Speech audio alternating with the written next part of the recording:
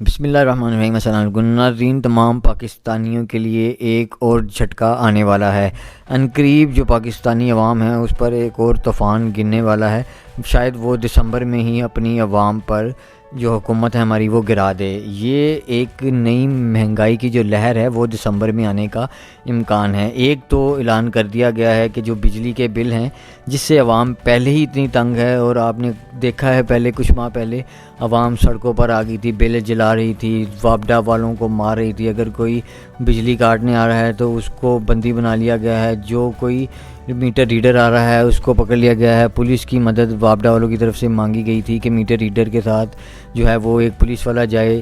تو اس طرح کے معاملے تھے وہ دیکھے گئے تھے کہ جو بجلی کے بلوں میں اضافے تھے اس سے جو غریب طبقہ ہے بلکہ امیر طبقہ بھی اس سے تنگ آ گیا تھا کہ اتنی مہنگائی جو ہے وہ بجلی کے بلوں میں کر دی گئی تھی، اور اب ان میں مزید اضافہ کر دیا گیا ہے۔ پہلے تو اس میں خالی پی ٹی وی کا جو ٹیکس تھا وہ تھا، اب جو کہ ریڈیو پاکستان ہے اس کا ٹیکس بھی اس میں ملا دیا گیا ہے۔ جی ہاں، اب کچھ روپے جو ہیں وہ پی ٹی وی کے علاوہ اب ریڈیو ٹیکس کی مد میں بھی بلوں میں آئیں گے، اور وہ بھی عوام کو ادا کرنے پڑیں گے۔ تو یہ جو بجلی چوری ہے یہ تو ان سے رک نہیں رہی، تو اس کے برعکس یہ عوام سے جو ہے وہ یہ وصول کر رہے ہیں ٹیکس،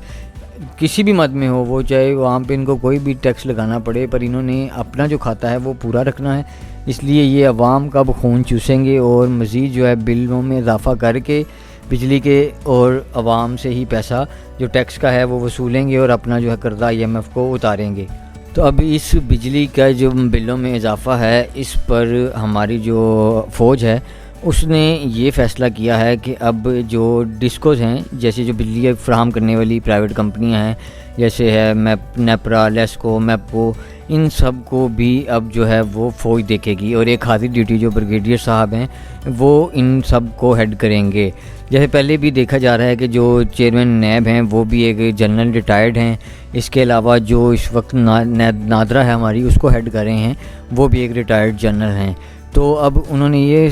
فوج نے مل کے فیصلہ کیا ہے کہ یہ حکومت سے تو سنبھالا نہیں جا رہا، بجلی چوری ان سے ختم نہیں ہو رہی اور یہ عوام پر بوجھ ڈال رہے ہیں، تو انہوں نے پھر فوج نے یہ قدم اٹھانے کا سوچا ہے کہ جو اب یہ کمپنی ہیں ڈسکوز کمپنیاں، ان کو فوج کے انڈر لایا جائے اور ان کو بھی ایک جو حاضر فوجی بریگیڈیئر ہیں وہ ہیڈ کریں گے۔ تو امید ہے کہ اب فوج کے مداخلت سے جو بجلی چوری ہے وہ ختم ہو جائے گی، اور جو بلوں میں اضافے ہوئے ہیں یا بجلی اتنی مہنگی ہوئی ہے اس میں تھوڑا ہمیں ریلیف ملے گا۔ دوسری طرف ابھی تو یہ بجلی بم تھا، اس کے علاوہ گیس میں بھی مہنگائی کا امکان ہے۔ یہ تو سب جانتے ہیں کہ پاکستانی حکومت جو ہے وہ بہت ہی دریا دل اور بہت ہی جو ہے وہ عوام کی خدمتگار ہے کہ وہ گرمیوں میں جو بجلی وہ نہیں دیتے اور سردیوں میں جو سوئی گیس ہے وہ نہیں دیتے، یعنی کہ ہمیں گرمیوں میں بجلی چاہیے ہوتی ہے پنکھے، AC، کولر وغیرہ کے لیے، اور گرمیوں میں بجلی نہیں آتی۔ اسی طرح سردیوں میں جیسے عوام کو